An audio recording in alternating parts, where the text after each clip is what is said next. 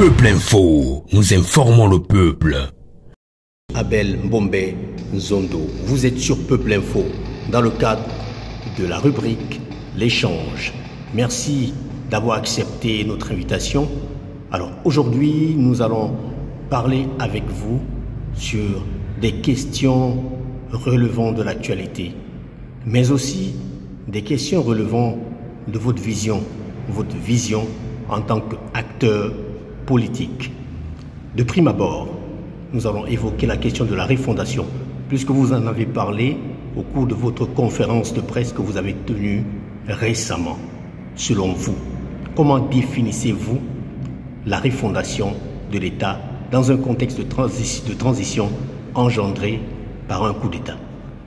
Alors, je vous dis bonjour, Peuple Info. Je voudrais d'abord, dans un premier temps, vous remercier d'avoir fait le déplacement dans mes locaux pour pouvoir réaliser cette émission. De prime abord, je vais vous apporter des éléments très brefs. Pour la simple raison que tirer en longueur ne sert absolument à rien. Il faut donner des réponses qui vont devoir susciter des analyses objectives. Objectives au bon moment. Je vais d'abord dire ceci. La refondation de l'État gabonais est un concept que Feu Omar Bongo avait partagé avec le plus grand nombre de Gabonais dans les années 2002-2003. Il demandait aux Gabonais de réfléchir à l'idée de refonder l'État gabonais. Il avait demandé à tout le monde, de toutes les sociétés organisées, de pouvoir réfléchir sur le concept de la refondation de l'État. Hélas, le Parti démocratique gabonais dans le temps avait emprisonné ce thème, cette grande réflexion, en congrès du Parti démocratique gabonais qu'ils avaient appelé le congrès de la refondation.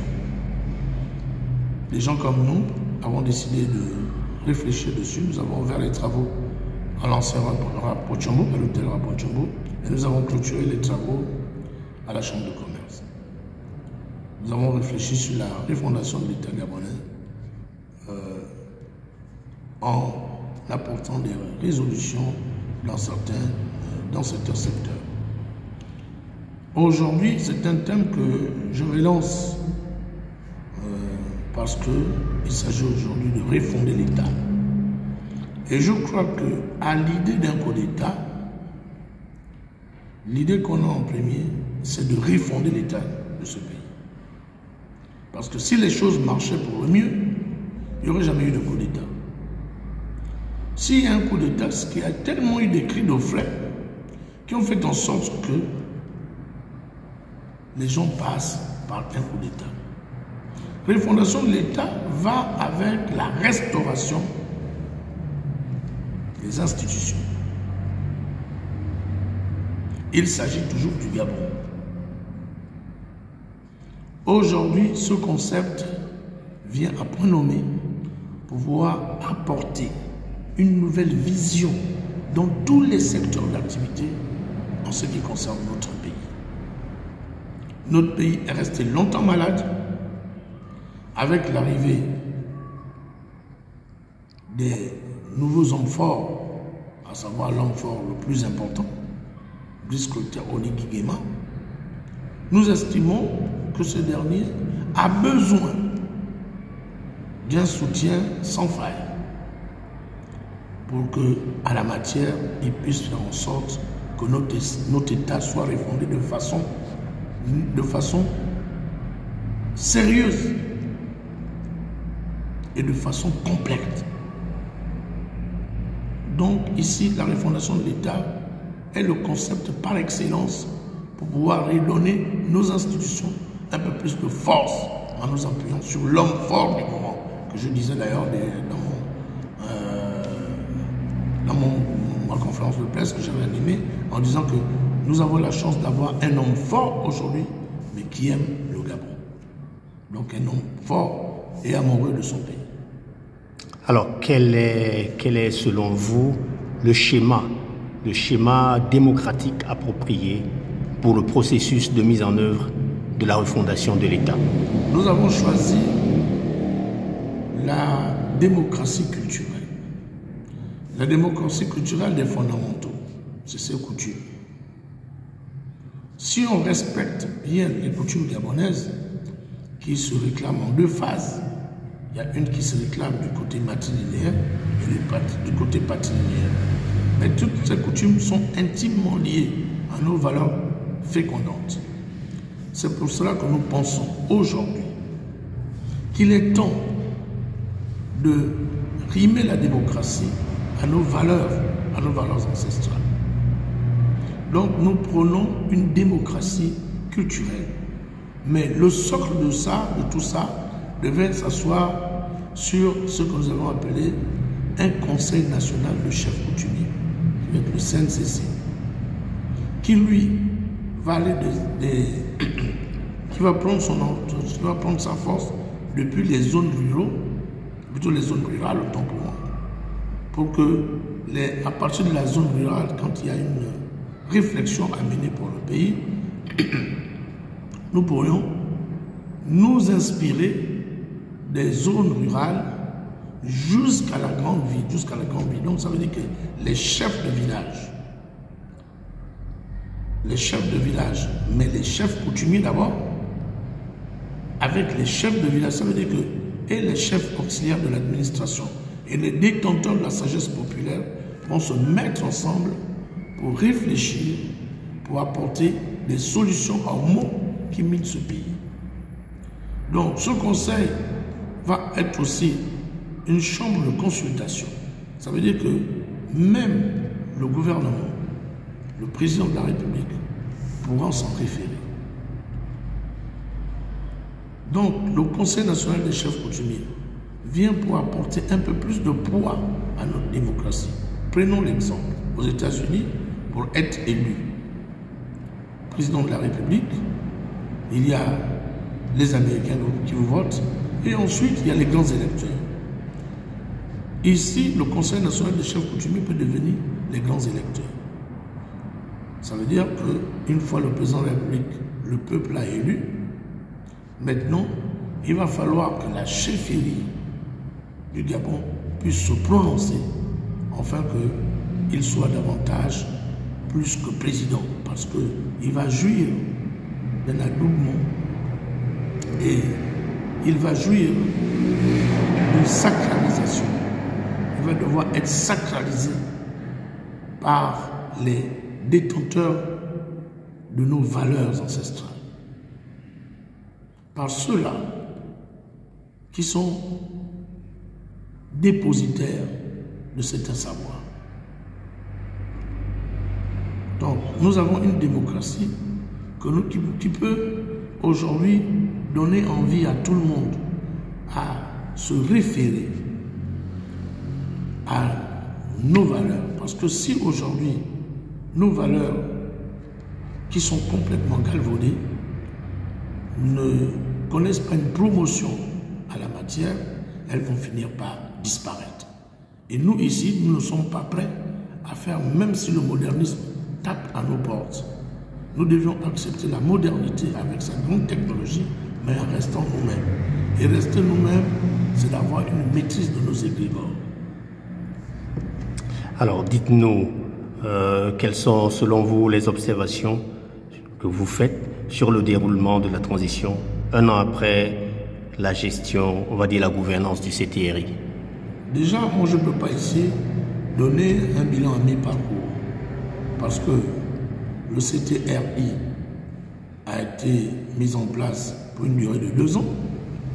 Donc, un an après, avec tout ce qu'il y a eu comme refondation, parce qu'il fallait d'abord annuler la première, on va dire, il fallait annuler la Constitution pour mettre en place une charte.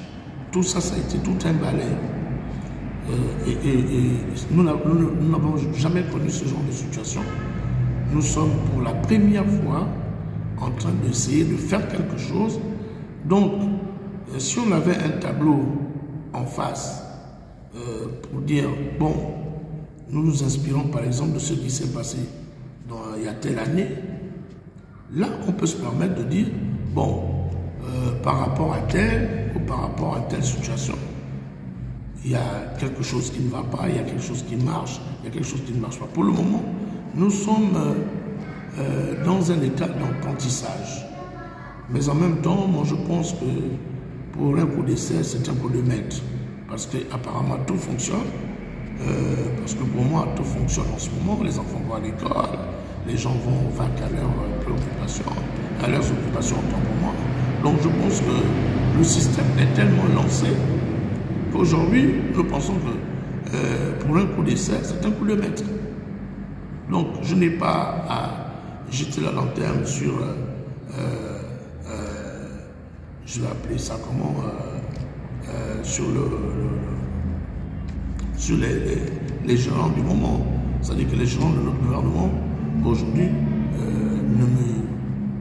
ne me mettent pas dans une situation qui m'amènerait à porter trop de critiques. Par contre, je jette un crédit sur eux. Mais attendez, en ce qui concerne le leadership proprement dit du président de la transition, le général Brice Clotaire Oligui Nguema, quelle est votre appréciation en termes de leadership? Il faut déjà partir en disant que le président Oligui Nguema est militaire en base. Ce n'est pas un politique chéronné.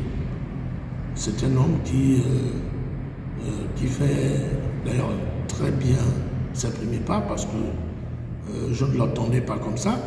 Il me surprend agréablement. Il a tenu compte de l'arrière-pays. C'est le premier réflexe qu'un nouveau système qui se met en place doit tenir compte de l'arrière-pays. La première chose qu'il a faite, c'est de faire le tour du Gabon.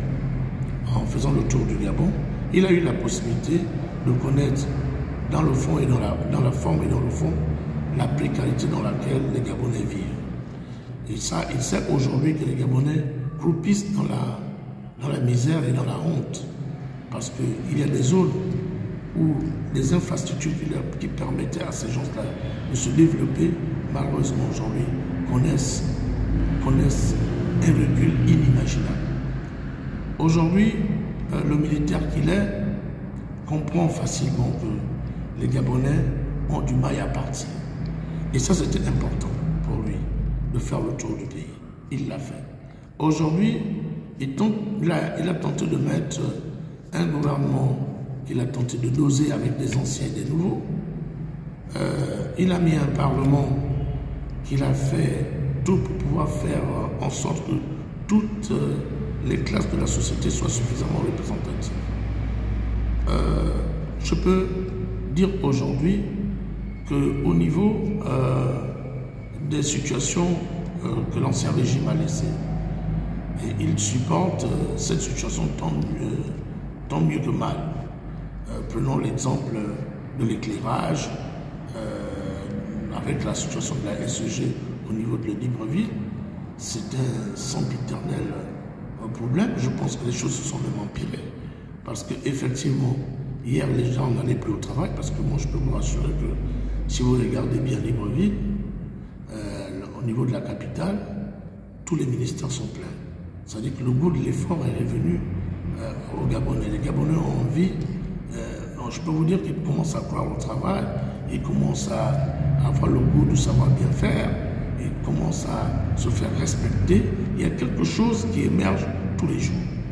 Donc pour moi, en ce qui me concerne, je peux vous rassurer, moi personnellement, avec un œil de lynx, je peux vous dire qu'il s'en sort mieux que ce que l'on pensait. Donc c'est dire que si publiquement, oui, récemment, vous avez dit oui, c'est bon. Non, encore que je n'ai pas, encore qu'il faut déjà poser le problème de référendum qui était. Et c'est ça que j'ai vu qu'il avait assez de courage pour engager ce que j'avais demandé d'ailleurs en 2016. J'avais demandé que l'on reparte à la voie référendaire, plus que l'élection, pour moi, M. Ali Bongo était mal élu en 2016. J'estimais que c'était possible que l'on passe par la voie référendaire. Et je me rappelle que les anciennes autorités du temps, dans le temps, m'avaient accordé une audience où m'avait posé le problème de ce qu'on appelle les termes de référence. Et j'avais produit les termes de référence, mais malheureusement, il n'avait pas ce courage d'engager une voie référendaire. Aujourd'hui, Oligny Nguema, à la tête de l'État gabonais, a pu engager une voie référendaire. C'est pour dire qu'il est ouvert à tous les débats. Donc, les Gabonais ont participé à ce débat autour d'un dialogue. Ils ont émis plusieurs idées où les maîtres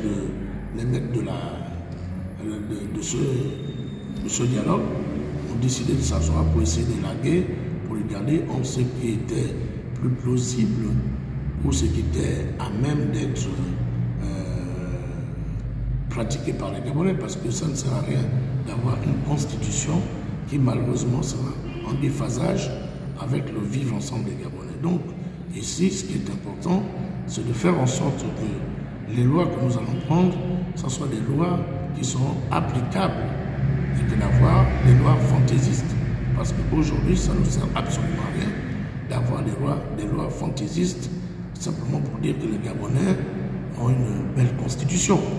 Donc, ce qui m'intéresse déjà, c'est de savoir le courage avec lequel il a engagé les débats. Et moi, je peux vous dire que je suis soulagé, plus ou moins, de savoir que nous avons un homme à la tête de l'État qui engage les véritables débats. Donc c'est ce qui vous motive, qui a motivé votre oui dit publiquement lors de votre dernière conférence de presse. Pensez-vous que tout est réuni pour qu'effectivement nous allions vers un oui après effectivement le vote référendaire? Vous savez, je vais vous dire quelque chose. Nous avons connu les accords de Paris. Les accords de Paris ont eu la grâce de poser tous les problèmes du Gabon. Mais ils sont allés aux accords de Paris, ils n'ont même pas pu poser le problème du SMIC, qui était à 55 000 francs CFA. Mais le salaire du député qui était à 500 000 est passé de 500 000 à 1 500 000. Pour dire que il ne faut pas qu'aujourd'hui on donne envie de croire à certaines personnes que la situation du moment est une situation aussi spéciale qu'elle soit par rapport à l'écriture de notre Bible nationale.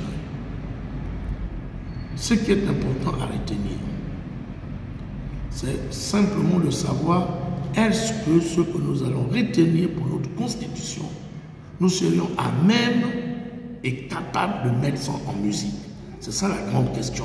Nous pouvions écrire des bonnes lois, mais si nous ne sommes pas prêts pour véritablement exercer cette loi, ça ne sert absolument à rien. Donc le tout n'est pas d'écrire la loi. Le tout est de mettre en musique cette loi. Est-ce que les Gabonais sont prêts à faire respecter la Constitution? La question c'est ça. Mais moi je crois qu'avec les militaires, parce que même s'ils deviennent civils après, un militaire reste un militaire. La preuve c'est que même quand ils vont en retraite, ils sont des officiers de réserve et des soldats de réserve.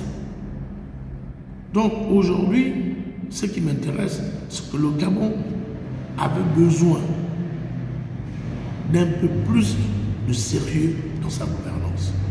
Et nous pensions humblement que le dernier rempart était le militaire pour amener de l'ordre à la maison. Donc en somme, pour moi ici, les choses sont claires. J'ai dit oui Parce que c'est Oli Nguema qui est l'homme fort que les militaires ont choisi d'eux-mêmes. Il n'a pas été choisi par nous les civils. Il a été choisi par les militaires. Parce qu'il y en avait un ras-le-bol. Et c'est nous, dans le temps, qui pensions que les militaires cautionnaient tout ce qui se passait au Gabon, par le biais des politiques que nous sommes. Aujourd'hui, ils se sont levés comme un seul homme, pour que ça s'arrête. Ne demandez pas à un homme comme moi, qui a vu la gabégie se pratiquer au Gabon, donner tort à l'arrivée des militaires et voir à la gestion des militaires. Je les trouve plus pragmatiques à la matière que nous hier.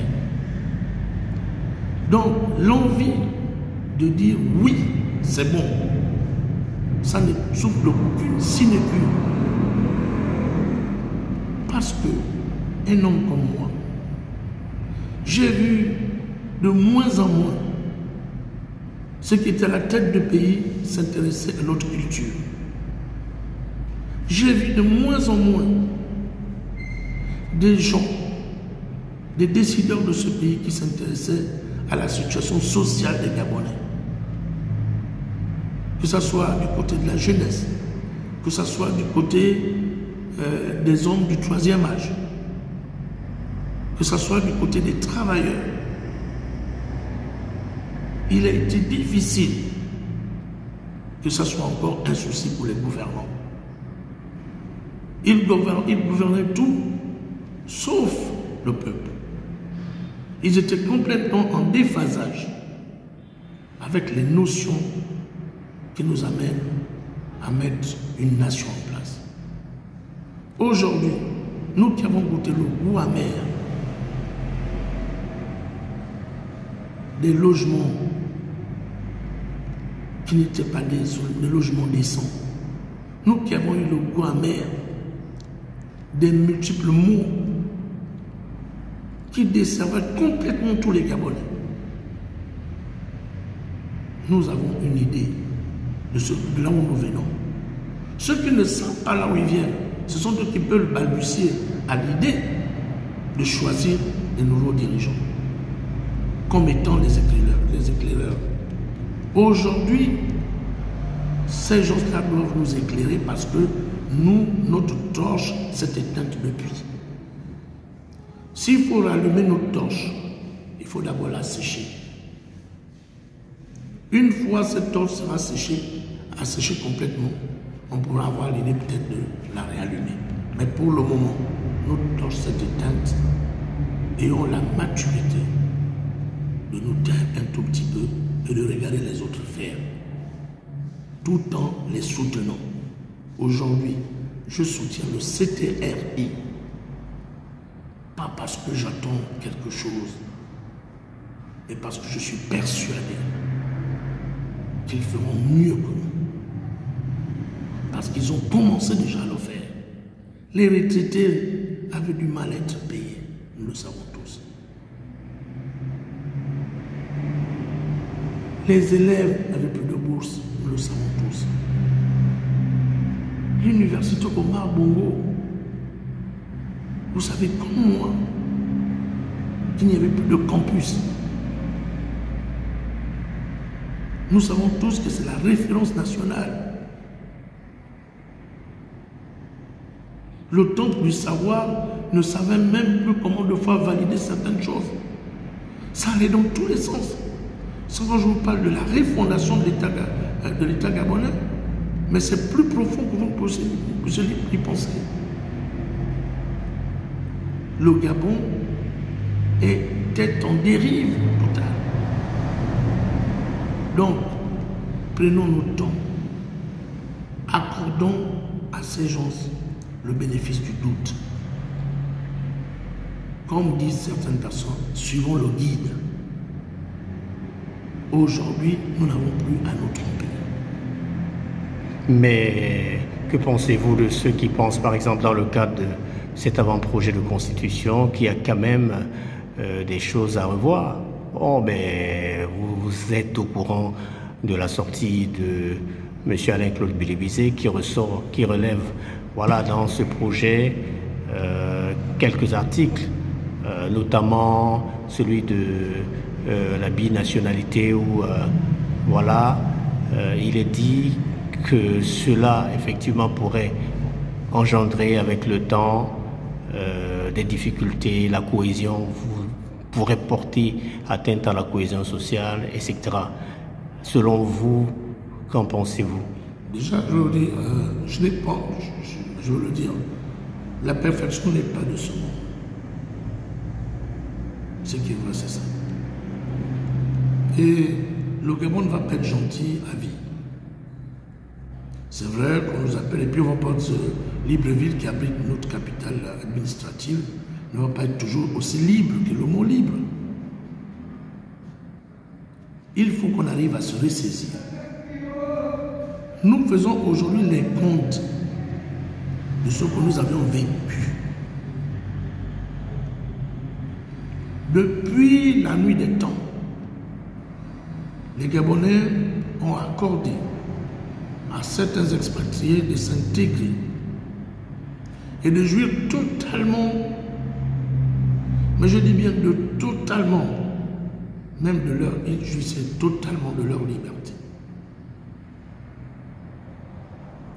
Aujourd'hui, au XXIe siècle, il faut que nous arrivions à asseoir un prototype parfait. Qui est Gabonais? Qui veut être Gabonais? Pourquoi veut-il être Gabonais? Est-ce qu'on va continuer à avoir des expatriés qui viennent simplement profiter du Gabon et renvoyer l'argent dans leur pays d'origine alors qu'ils ont déjà pris une nationalité? Alors, je pense que là-dessus, dans les prochaines années, ce seront des débats à l'Assemblée nationale que nous allons créer. Mais par exemple, les critères quant à l'éligibilité à l'élection présidentielle. Prenons l'exemple. Mais non, si vous avez quelqu'un qui vient au Gabon pour jouir d'une carte d'identité nationale et qui vient travailler de l'argent pour l'envoyer dans son pays d'origine, ça servit à quoi à ce dernier de jouir d'une carte d'identité nationale? Il pouvait continuer à garder son statut d'expatrié et de tranquillement continuer à travailler son argent. S'il le mérite, il n'y a aucun problème.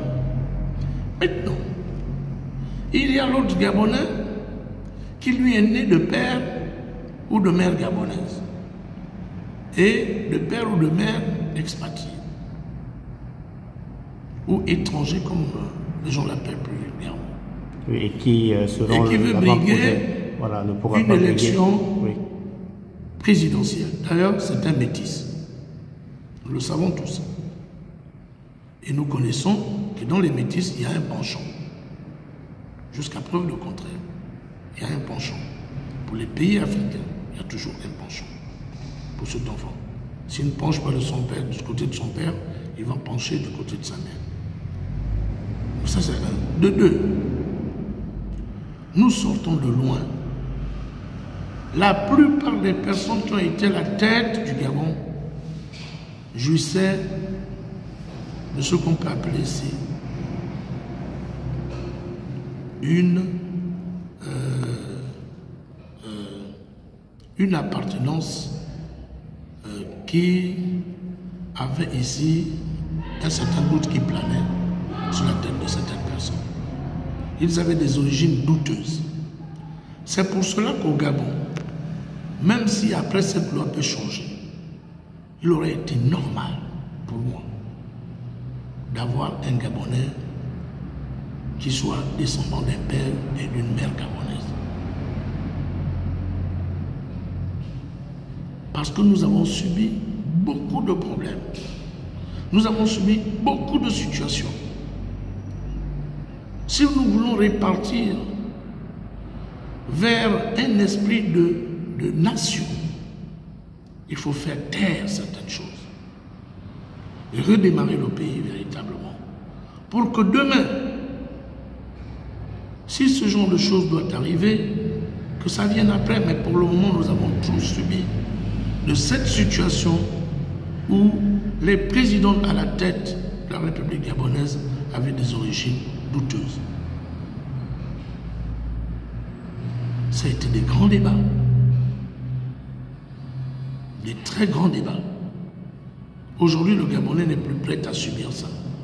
C'est pour cela que, réunis en congrès de dialogue, je ne sais pas comment on peut appeler une assemblée de dialogue, ont pris la décision de dire ne peut être Gabonais que celui jouissant du statut de père et de mère gabonaise. Vous vous souviendrez, quand Léon Mba fut président, avant de prononcer un laïus, il disait toujours ceci. Chers Gabonais d'origine et chers Gabonais d'adoption, il savait déjà qu'en base, il y avait des choses qui étaient prévues pour les Gabonais d'origine. Il y avait des choses qui étaient prévues pour les Gabonais d'adoption. Pour asseoir une véritable nation, il faut être dur. Il ne faut pas être complaisant. On ne peut pas passer toute notre vie à avoir peur de prendre des décisions qui s'imposent.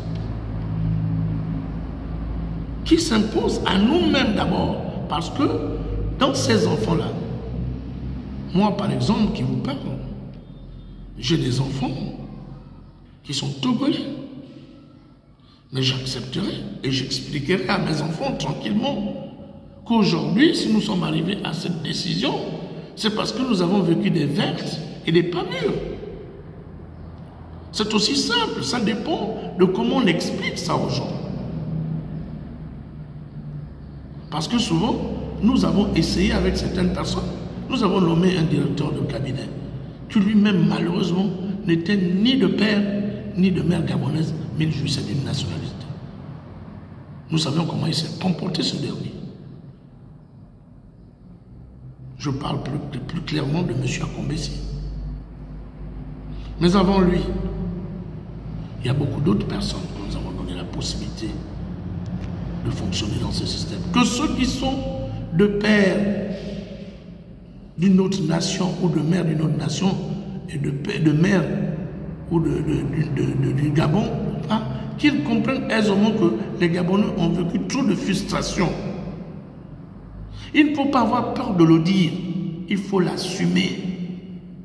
Je ne suis pas contre mes frères et mes enfants qui ne sont pas à 100% Gabonais.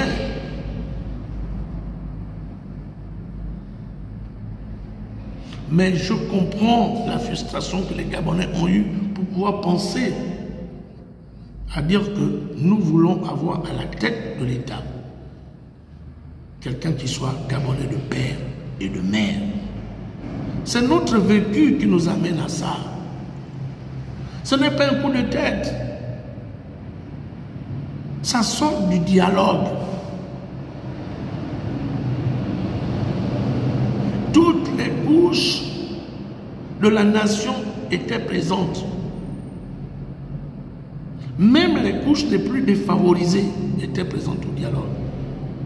Et leurs voix ont été entendues.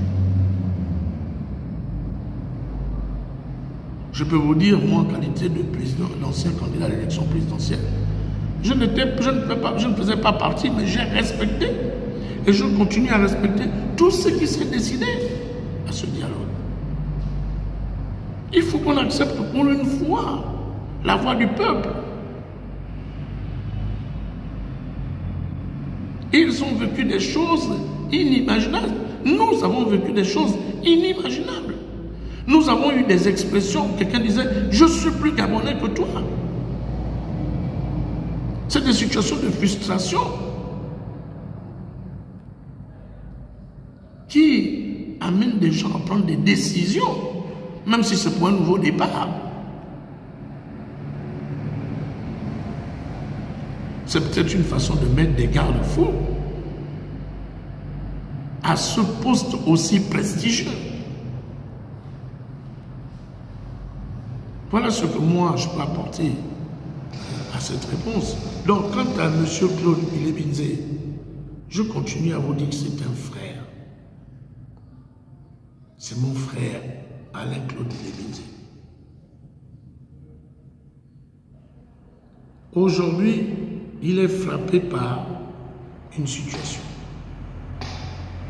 De ce même dialogue ressort que tous les anciens hiérarques du Parti démocratique gabonais sont inéligibles pendant 3 ans. Et pendant les 3 ans, c'est là qu'il y aura des élections présidentielles, législatives et locales. Donc il sait aujourd'hui qu'il ne remplit plus le critère d'être candidat à une quelconque élection. Pour cela, il a essayé de mettre en place une pièce dramaturge qu'il essaie de jouer pour avoir l'issue. Il essaie de désorienter les résultats du dialogue pour se frayer un chemin pour voir si pendant les 3 ans, il peut jouer encore un rôle. Mais nous savons tous que ce que le Parti démocratique gabonais a fait subir aux Gabonais, nous ne pouvons pas l'oublier du jour au lendemain. Chacun de nous cherchait une faille. Ils sont allés jusqu'à imaginer 3 élections en une seule élection.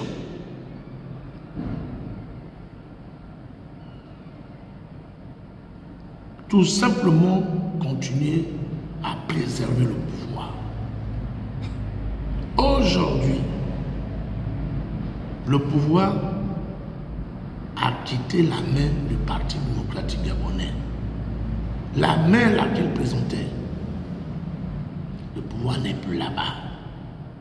Est-ce que le pouvoir est sur la tête? Est-ce que le pouvoir est sur le pied? Est-ce que c'est sur le genou? Est-ce que c'est sur la poitrine? Aujourd'hui, les partis politiques, c'est du passé. Nous pouvons dire aujourd'hui que nous avons tout essayé. Mais de tout ce qui ressort de là, c'est des larmes.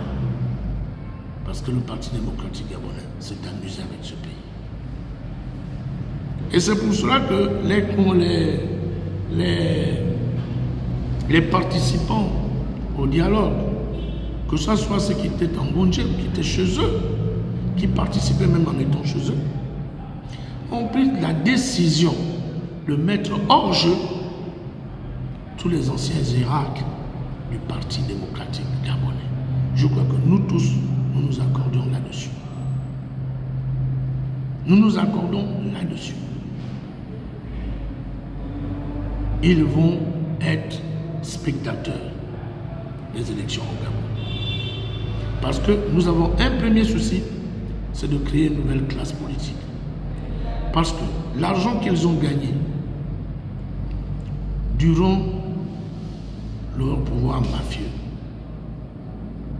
ils vont encore le ressortir là pour acheter les élections, sachant que les Gabonais croupissent dans la précarité. C'est pour cela que les gens comprennent tout simplement qu'il fallait les mettre hors jeu. Parce qu'ils ne vont pas se comporter, ils ne vont pas se gêner, ils vont sortir l'argent, ils vont vendre leurs biens pour avoir de l'argent pour acheter les Gabonais. Pour que demain, ils reviennent encore repositionner les mêmes biens. Je crois que ça a été une très belle réflexion et ça a été très sage. Alors, votre mot de fin? Donc, pour moi, mon frère Bilé-Binzé, d'abord, avant le mot de fin, je lui dirais ceci. Je lui souhaite bon vent dans sa nouvelle aventure.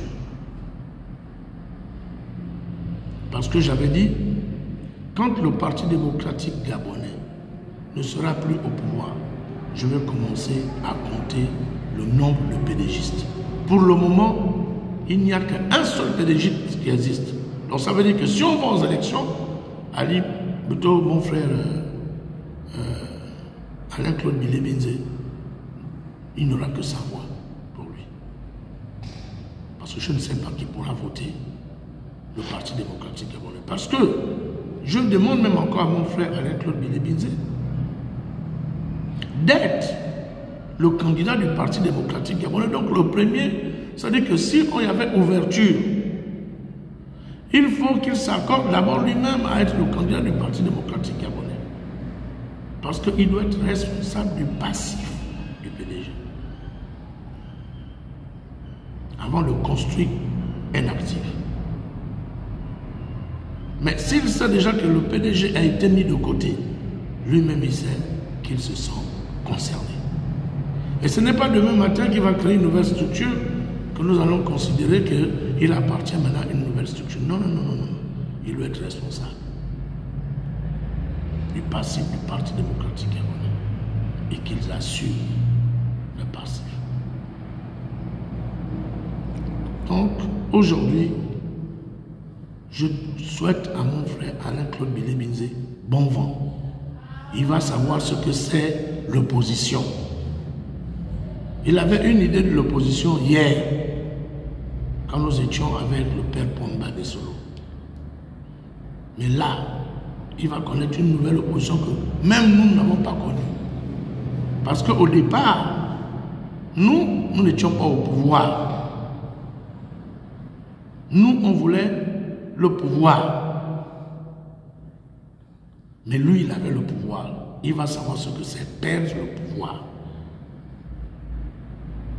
Et tous avec lui sauront ce que c'est quand le pouvoir n'est plus devant votre porte. Ils vont savoir tout ça. Les expressions des enfants, des jeunes, ils ont dit, ils vont lire l'heure. Donc, je suis d'accord qu'ils commencent à se constituer maintenant, qu'ils commencent à travailler pour les 5 ans à venir. Après 2025, si on ajoute 7 à 2025, ça donnera 2031. Donc, s'il se prépare déjà pour 2031, non, déjà même pas 31, puisque c'est un septennat. Donc, 2032. Donc, il peut commencer déjà à travailler maintenant. Je dis que c'est intelligent de commencer à faire le travail maintenant. Parce que c'est un travail qui va porter sûrement dans 7 à 8 ans. Mais qu'il sache que 2025, c'est fermé pour lui. Et les autres. Donc, en somme, pour moi, Alain-Claude Bilé-Binze peut poser des problèmes, mais nous sommes conscients que chacun doit compter pour la construction de ce pays. Mais quand on est un passif, quand même un peu ténébreux, avec élégance, on peut observer les autres que de commencer à critiquer les autres. C'est trop tôt pour lui. C'est ce qu'en ma qualité de frère, parce qu'il restera mon frère, en ma qualité de frère, parce que c'est pas un combat de corps, c'est un combat d'idées. Je dis, à moi, à sa place, j'aurais quand même pris un peu de recul pour observer et pour m'y attaquer. C'est ce que je peux dire à l'endroit de mon frère Alain-Claude Bilé-Binze. Votre mot de fin, Monsieur le Président. Alors, mon mot de fin aujourd'hui, c'est de dire à tous les Gabonais, nous savons là où nous venons. On ne nous raconte pas des histoires. Nous avions vécu la dureté de nos anciens gouvernants, la méchanceté de nos anciens gouvernants.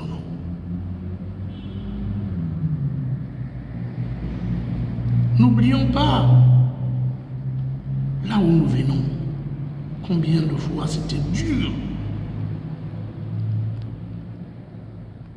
Il y a des gens qui nous insultaient. Je suis plus Gabonais que toi.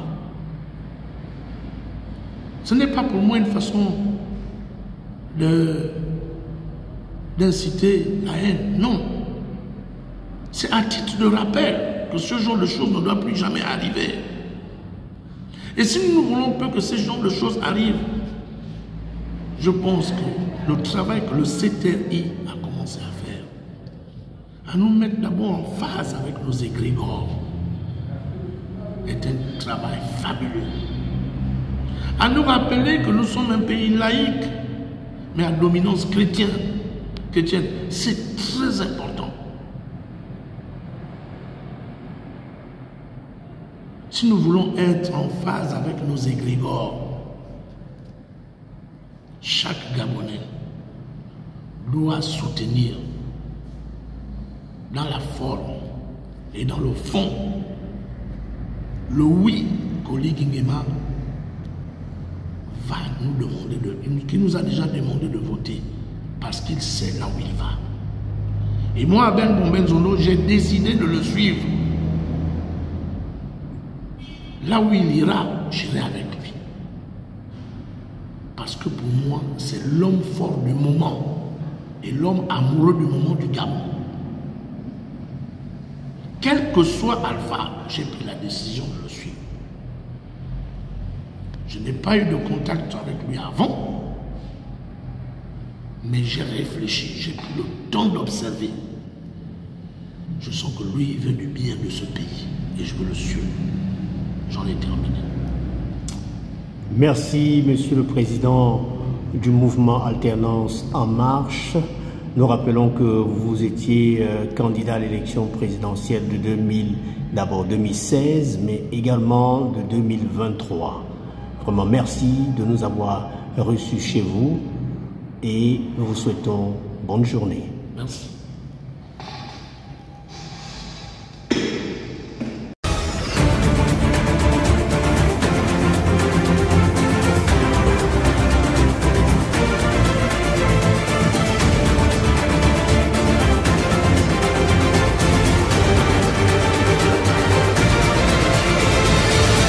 Peuple Info, nous informons le peuple.